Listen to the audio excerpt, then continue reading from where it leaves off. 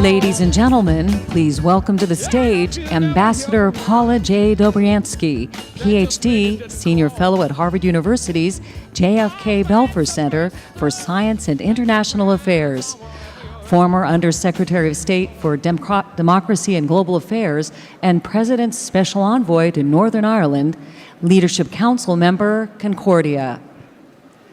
Good afternoon, everyone. Boy, wasn't that a terrific dialogue? I could already see you're having your dialogue on that one. But we're going to transition because we have a very important topic now we're going to be turning to, and that is global water security. You know, the question really is, why is the issue of global water security important? Think about it. Water underpins the health, wealth, and security of the world. Not enough water, too much water, and poor water quality will increase disease, it'll undermine economic growth, it'll limit food and energy production, and it can also become an increasing threat to peace and security in many regions of the world. Did you know that a recent study found that more than 4 billion people, or 2/3 of the world's population, face severe water shortages for at least 1 month of the year? Can you imagine that? This global systemic risk was confirmed by more than 750 heads of state, CEOs, and civic leaders who for the second year straight ranked water as a top global risk to industry and society for the next decade. In addition, the national intelligence community underscored that the water challenges will increase the likelihood of instability and state failure, promote regional tensions, and prevent countries from working together to achieve important development goals, such as that of food and energy security. If you could see, a vicious cycle repeats itself as instability leads to deteriorating water management and infrastructure system, threatening the availability of future water to support livelihoods and support healthy communities. So let me give you 3 examples of what we see today, and some that you read about in the press. Syria.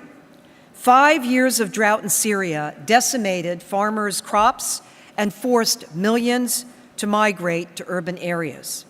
These drought refugees found little in the way of jobs and were quickly disenfranchised. Today, there are more than 4.5 million Syrian refugees, and 6.5 million are displaced within Syria itself. Half of those affected are children. This is compounded on the very dire conflict and situation there. India and Pakistan, second example. India and Pakistan recently clashed over hydropower projects on the Indus River Basin and took their grievances to The Hague.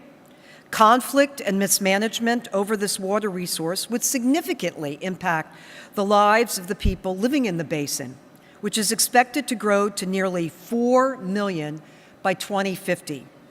And let me give you the third example, right here. Cyber attack on the New York Dam. U.S. Attorney General Loretta Lynch, she reported that the U.S. Department of Justice is prosecuting an Iranian hacker for launching cyber attacks on the Bowman Dam in New York. It's about 30 miles north of New York City. The attack would have allowed the hacker to remote access to operate the dam's gates. Let me conclude by underscoring 3 core points before our great panel comes out. First, while there is a great deal of support for the importance of water security among key stakeholders, you know what?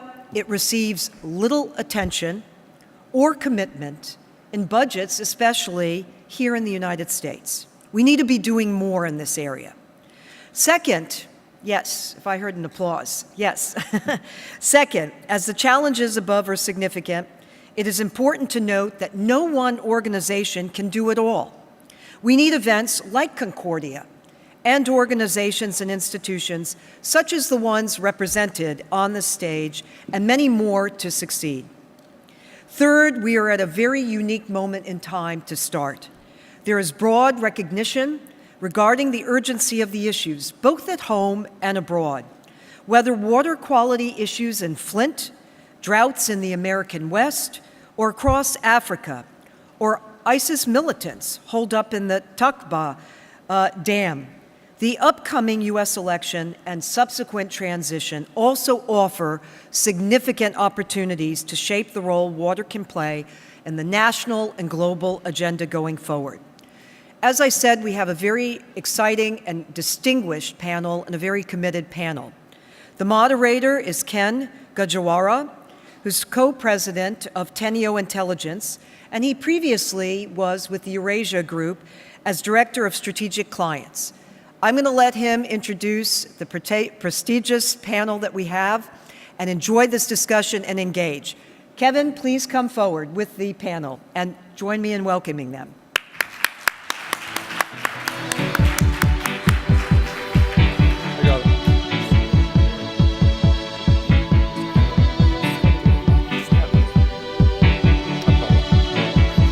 The heart is a balloon. Well, great. Thank you very much, Paula, for the introduction. Obviously, a few minutes ago, we had T. Boone Pickens out here talking about the most important liquid of the 20th century. I guess we're going to talk about the most important liquid of the 21st century. Earlier today, we had a strategic dialogue for a couple hours in one of the other rooms here to talk about this issue, because clearly in the United States there are so many challenges, some of which Paula just went through, with regards to the infrastructure, the financing of repairing that infrastructure, and the like. And of course, we don't have a Boone Pickens or an OPEC or any other large influencer on the water issue, some sort of champion. And like climate change, as President Obama has discussed it as a crisis that kind of creeps up on you, so that policymakers don't always have to take an immediate action. The same is true of the water crisis. It's not a crisis until you turn your faucet on or the lights don't go on in the morning. And it is one that is, you don't necessarily see the impact of migration as a result of water issues, the same way you do in the immediate aftermath of war breaking out, as an example. So the other component, beyond what we discussed earlier today in terms of infrastructures, of course, surrounds security. And I'm very pleased today to have this particular panel up here because we can explore this in some depth. And I wanted to start, if I may, with Dr. Seung-Soo, who is the former Prime Minister, Minister of Foreign Affairs, Minister of Finance and the Economy, the Chief of Staff to the President of the Republic of Korea, and he was also the President of the 56th session of the United Nations General Assembly.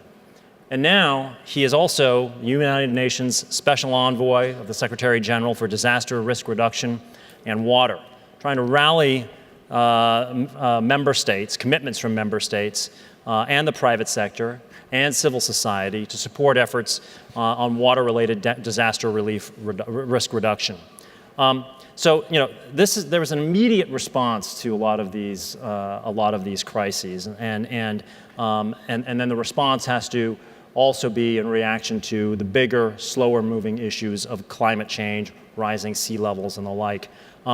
How would you characterize what the efforts are right now at this kind of supranational level that the UN is leading through your effort and others?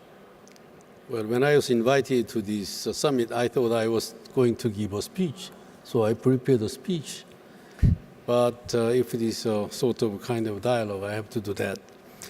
The topic that I was asked to speak was elevating water as a global priority. And I'd like to say a little bit about that, because we should really make water global priority and should discuss how we can achieve it. Let me start by sharing some of my own experience. I was elected as president, as you said, of the 56th session of the United Nations General Assembly on September 12, 2001.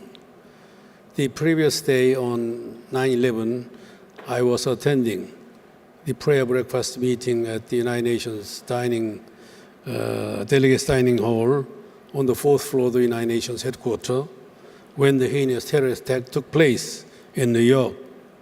I remember the day when I stood speechless, watching smokes rising from the World Trade Center. Then I scrambled to think whatever actions the United Nations could take to address the unprecedented tragedy in our own history. While I still remember the shock and fear, I could not help but think about the root causes of such inhumane act could be. It is easy to ascribe the crucial deeds to radical beliefs or individual and group insanity. But many would agree that fundamental root causes of terrorism are, among other things, despairing poverty and deep social disturbances, unhappiness. As the President of the United Nations General Assembly and a member of the diplomatic corps, I visited many countries, including Afghanistan, South Sudan, Syria, Iraq. These are all countries, they lie in an extreme dry zone where basic human needs such as food and water are not easily fulfilled. Conflict over water is tense, and people's feeling and thinking are deeply affected by it. Over 200 water conflicts have been recorded in the past 20 years. At the same time, however, regional water cooperation initiatives have been successfully operating for years in many transboundary rivers, such as the Nile, Mekong, Amu Darya, Rio de Plata, the Rhine, Danube, the Great Lakes. The UN Convention on the Law of Non-Navigational Water Uses of International Courses was ratified in 2014. This will eventually ensure the peaceful use of transboundary rivers that supports the lives of 40% of the world population. Water can be a cause of conflict and destruction, but also can be a tool for peace and prosperity. Earlier this year, recognizing the centrality of water in SDGs and beyond, the UN Secretary General and the President of the World Bank Group co-convened high-level panel on water, co-chaired by the President of Mexico and Mauritius, with 8 heads of state and government, with 2 special advisors. I am one of the special advisors. Water may affect you in more direct manner. On March 11, 2011, northern Japan was hit by Great East Japan earthquake. A month later, I visited the affected cities and towns in my capacity as founding chair of the high-level expert and leaders panel on water and disaster. I remember a lonely pine tree in Rikuzen Takada city standing in plates of debris, which used to be homes and shops for thousands of people until a month ago. It was shocking to see one of the most modernized societies and the best prepared one against natural disasters to have experienced such a calamity with over 20,000 casualties. The scene was reminiscent of 9/11 10 years ago, but this time water was not an indirect but a direct cause for such a devastation. I have revisited the site many times. This is particularly true in the world of climate change and rapid social and democratic change. For example, the intensity and frequency of very heavy precipitation has increased across the United States in the past several years. For example, for the last 50 years, 67% increase in the United States. Hurricane Katrina in 2005, Hurricane Sandy in 2012, North American storm complex of October 2015, Louisiana flood of 1995, And as of this year, long drought in California are some good example of water-related disasters in the United States. Thus, water hazards can affect one's life in the form of not only tsunami and flooding, but also drought, water pollution, and environmental degradation. Everybody has to recognize the increasing water risks and be prepared. I have some others prepared, but I think I have three suggestions. One is that water issues should be treated as your own challenges you will face tomorrow, wherever you live, from water pollution, from your tap, to ecosystem crisis in your neighborhood, and water-related disasters endangering your home. What has not happened until today may happen tomorrow due to climate change, rapid urbanization, and accelerating population. 2, water should be recognized as one of the root causes and the possible solution to social and economic challenges everybody on earth is facing today. The challenges related to water are, among other things, food and energy crisis, regional instability, and terrorism. We have to use water as a tool for social integration and public welfare, rather than let it be disintegrating agent of social chasm and regional conflict. 3, I would like to suggest that the United Nations create intergovernmental panel on water, composed of world's experts on water and related issues. There is no doubt that Intergovernmental Panel on Climate Change, IPCC for short, has contributed greatly to raising global awareness of the danger of climate change, culminating in the Kyoto Protocol adopted in 1997 and the Paris Climate Agreement last December. The IPCC of climate change related, IPCC was created in 1988 and has been instrumental in the study of a challenge of climate change. Intergovernmental Panel on Water would play a similarly important role in raising the global urgency, awareness, and eagerness to solve the crucial issue of water.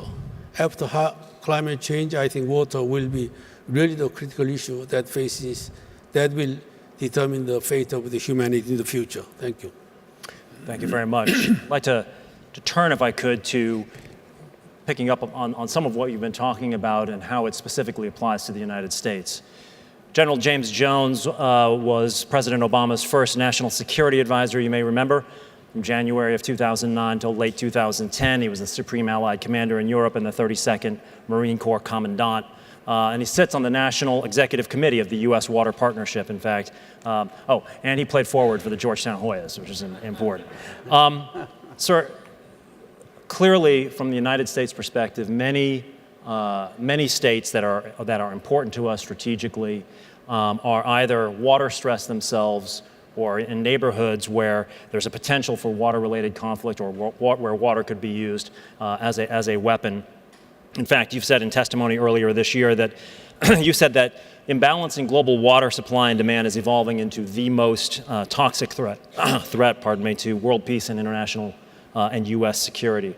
Can you talk a bit about that and where you see some of the potential for risks on clashes over rights over agricultural access, social, and how this could spill over into social unrest, state failure, mass migration, and the like, and how the U.S. is or ought to be really kind of facing up to these challenges? Sure. Well, Ken, thank you very much, and I deeply appreciate the honor of being with this very distinguished group. And ladies and gentlemen, good afternoon. Prior to my time as National Security Advisor, I spent 40 years on active duty in the world's greatest Marine Corps, the United States Marine Corps. And during the bulk of this military service, it's been my observation that U.S. national security was defined by a long twilight struggle against communism and the Soviet military threat. So security in those days, in the 20th century, was expressed in the calculus of comparative troop strength, weapons count, nuclear throw weight, and the like. But today, as you look at this still young 21st century, threats are exponentially more diverse and more complex than they were in the previous century. Modern age of weapons of mass destruction, universal connectivity, and global economic integration, it seems to me, demands a far richer conception of national and international security, one that's less reliant on reaction and far more focused on anticipation and prevention, and one that centers on disarming the root causes and major multipliers of both conflict and instability, and the ability to do so much more rapidly than we're accustomed to. So viewed from that lens, what comes into sharp relief is that the premier strategic threat to global security today is not a particular country or a particular ideology or even a weapons system. It's human wants and human needs for unsatisfied life basics, including food, energy, water, and even human dignity and hope for the future. It is said that water is life. And as we speak, and as you've heard, almost 2 billion human beings have no access to clean water. The bulk of this population clings to life in the most unstable, violence-torn regions on Earth, where terrorist enterprises are working their hardest to capture operating space and followers, and where there is no hope, it's very easy to recruit new followers. And we all recognize that such deprivation is a human tragedy. But it is not, however, one of human development alone. The growing imbalance in global water supply and demand is metastasizing into the most toxic threat to world peace and international stability. And when I say water, that of course implicates the food and nexus coefficients of the water, food, and energy nexus, as they are indivisible. We see manifestation of the water security dynamic in 3 ways that I hope our discussion will touch on today, and to answer your question, Ken. First, water insufficiency is a key driver of instability. Water scarcity's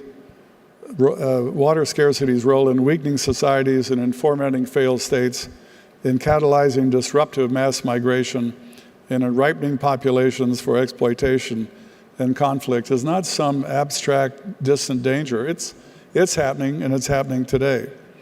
We've seen it burst into conflict in Syria, in Yemen, and across the arc of the Arab Spring, and the trends are very, very chilling.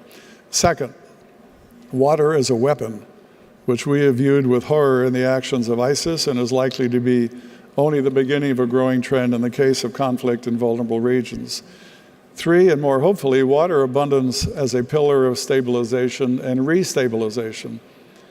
By this I mean that preventing conflict and bringing peace and stability to today's conflict zones will require not just by winning the Marshall Contest, but by sustainably meeting basic human requirements. And I think there are 3 pillars that are worth remembering: security, economic development, and governance and rule of law.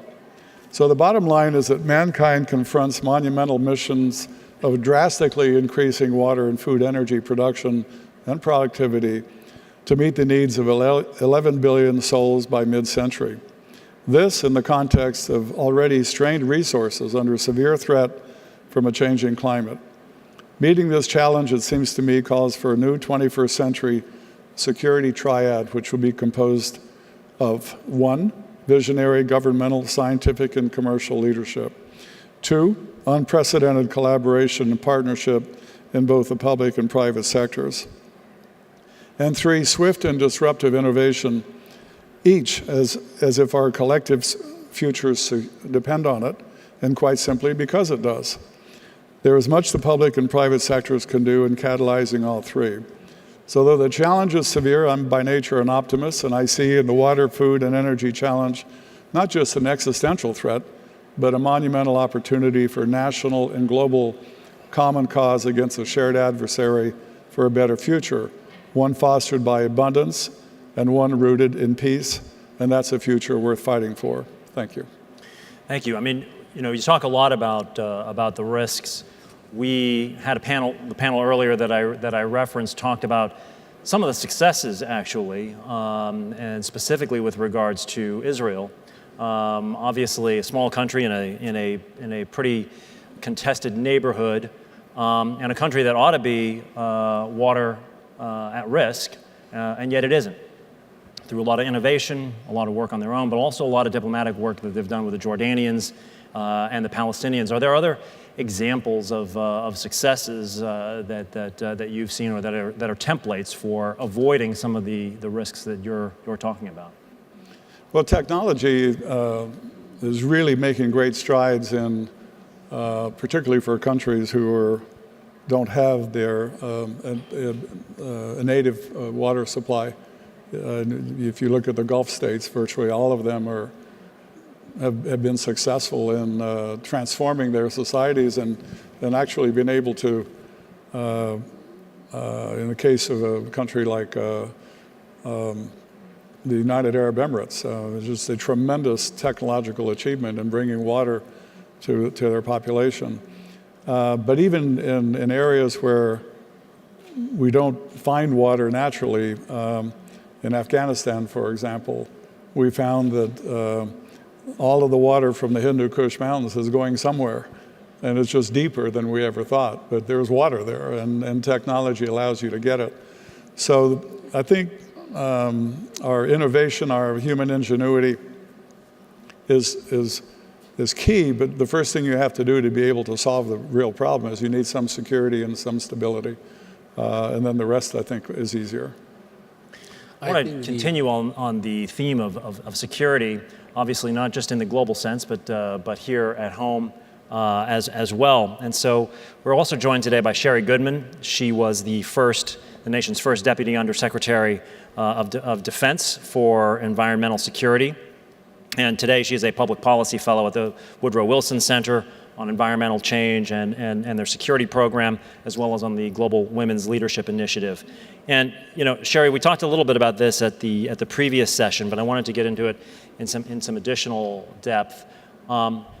Here in New York, many of us came to work today concerned about the potential for terrorism, given the events of the weekend here in New York and in New Jersey. The water supply is one that is always considered at risk, no matter how much testing is done and how much security is done around it. But we count on 1 billion gallons a day coming down from the Catskills, which is a long way to transit and a long way to protect. Beyond that, many in the room will remember an event last year where there was an attempted hack of a small dam up in Westchester, and I know that there was some speculation that was either sort of a test run, or perhaps they got it wrong. They were looking for another dam out west that has a similar name, but that's much more important. Regardless, the implications were clear. How are we addressing these issues? Are we doing so adequately, and what's changing? Well, thank you, Kevin, and it's a pleasure to be here with this distinguished panel. If you needed any more reason to consider water as a very important global priority, I think it's the remarks of these two distinguished leaders we've just heard from. Now, water, of course, is vital to life, and water is also a part of a critical infrastructure in our own country, much of it aging, and vulnerable to being targeted either deliberately by terrorists or hackers, or just failing as it ages. And so this is increasingly an area where we need to attend to the security consequences of our aging and potentially vulnerable infrastructure. Just as in recent years we've taken many steps to shore up our energy infrastructure, and to reduce its vulnerabilities, we're going to need to do that with our water infrastructure as well. And there are already many steps in place working both local governments, Department of Homeland Security, using other civilian and other authorities to both be able to detect, monitor, and if necessary, prevent such attacks. But I want to also point to sort of the trends that we're seeing here now.